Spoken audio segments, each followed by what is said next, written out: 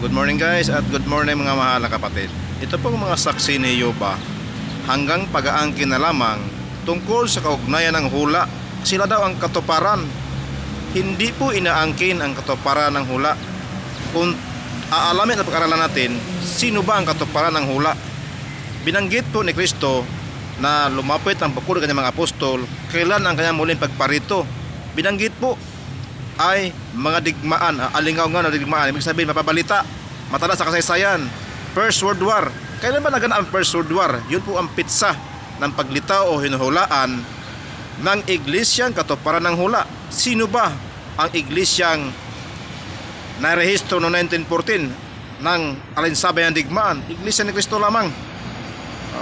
At binanggit din ang dako kung saan magmumula, malayong silangan, kaya ang tawag sa Pilipinas perlas ng silanganan.